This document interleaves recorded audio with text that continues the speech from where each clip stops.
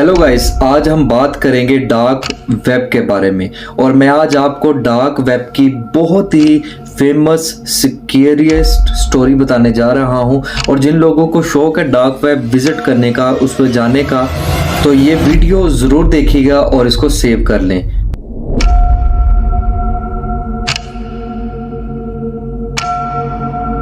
तो जी गाइस, मेरा नाम है मोरिस। तो आज हम डिस्कशन करेंगे डार्क वेब पर। इस स्टोरी का नाम है रेवन वॉल्ट। ये स्टोरी हमें एक रेडिट प्लेटफॉर्म के थ्रू मिलती है।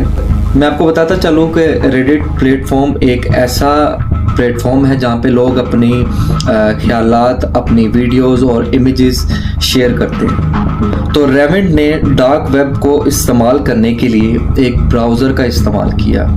इस ब्राउज़र का नाम है टोर ब्राउज़र। इससे पहले कि हम इस स्टोरी का आगाज़ करें, मैं इस ब्राउज़र के बारे में बताऊंगा कि ये जो ब्राउज़र है, इस ब्राउज़र को इस्तेमाल करने से हम अपनी शनाख्त, अपना एड्रेस, सब कुछ हाइड कर सकते हैं। और जब हम इसको चलाते हैं, किसी चीज़ को एक्सेस करते हैं, तो अगले बंदे को पता नहीं चलता कि ये बंदा कौन है, चलाने वाला कौन है, इसको एक्सेस करने वाला कौन है। तो रेवन ने भी इसी ब्राउज़र का इस्तेमाल किया और साथ ही उसने अपनी सेफ्टी को बढ़ाने के लिए VPN का भी इस्तेमाल किया। रेवन ने भी इस ब्राउज़र का इस्तेमाल किया ताकि वो महफूज तरीके से डार्क वेब का विज़िट कर सके।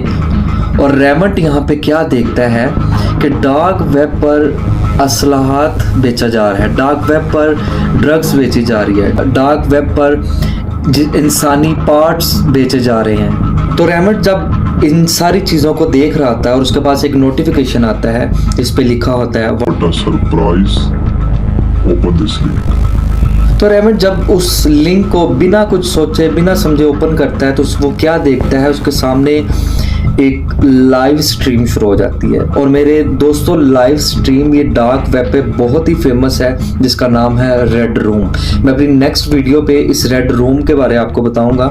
और रेड रूम में लाइव स्ट्रीम चलती है और देखने वाले सारे स्ट्रीमर्स इस पे पैसे लगाते हैं और अपनी मर्जी का टॉर्चर करवाते हैं। तो इसके बारे में आपको अपनी नेक्स्ट वीडियो में बताऊंगा। तो जी गाइस, रेवन जैसे ही इस लिंक पर क्लिक करता है, उसके सामने डार्क वेब की एक ऐसी लाइव स्ट्रीम शो होती है जिसमें एक लड़की को बांध कर टॉर्चर किया जाता है। और जितने लोग उस लाइव स्ट्रीम को देख रहे होते हैं, वो डॉलर्स में, बिटकॉइन में पैसे लगाते हैं और अपनी मर्जी का टॉर्चर उस एडमिन से करवाते हैं जो उस लाइव स्ट्रीम को चला रहा होता है। तो रेवन जब इन सारी चीज़ों को देखता है और वो घबरा जाता है, तो इस लाइव स्ट्रीम में जिंदा इंसानों को काटा जाता है, टॉर्चर किया जाता है। और जितने भी देखने वाले होते हैं वो सभी अपनी मर्जी का टॉर्चर करवाते हैं, उस एडमिन को पैसे देकर, बिटकॉइन के ज़रिए उसको पैसे देते हैं और अपनी मर्जी का टॉर्चर करवाते हैं। तो रेवन से ये चीज़ें देखी नहीं जाती। रेवन उस पेज को क्विट करने की कोशिश करता है, उस पेज को बंद करने की कोशिश करता है, मगर उससे वो पेज बंद नहीं होता। और अचानक उसको एक पॉपअप नोटिफिकेशन आता है जिस पे लिखा होता है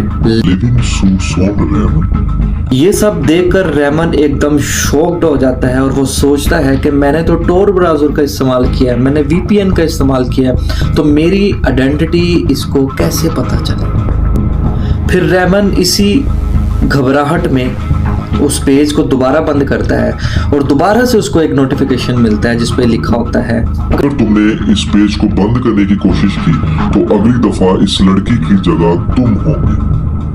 तो रेवन अभी ये सोच ही रहा था कि इसको मेरा नाम कैसे पता है, तो उसको एक और नोटिफिकेशन मिलता है जिसपे उसके घर का एड्रेस लिखा होता है। ये सब देखकर रेवन और ज़्यादा शॉक्ड होता है, वो बड़ा ही परेशान होता है। वो अपने पूरे ब्राउज़र को, अपने इवन के मोबाइल को ऑफ कर देता है और वो सोचने लग जाता है। और रेवन बहुत ही परेशान होता है। उसको कुछ दिनों बाद पता चलता है कि उसकी पर्सनल इमेजेस, उसका फ़ोन का डाटा हैक हो चुका है। हैकर्स ने उसको एक्सेस कर लिया था। और वो जब कुछ दिन गुजरने के बाद अपने घर की तरफ जा रहा होता है, तो वो क्या देखता है, उसके घर की खिड़कियां, दरवाजे खुले हुए होते हैं और सामान बिखरा हुआ होता है। रेवन ये सब कुछ देख के परेशान होता है और सोचता है कि शायद ये किसी रोबर का काम होगा, मगर वो क्या देखता है कि टेबल के ऊपर उसको एक लेटर मिलता है और उस लेटर में क्या लिखा होता है,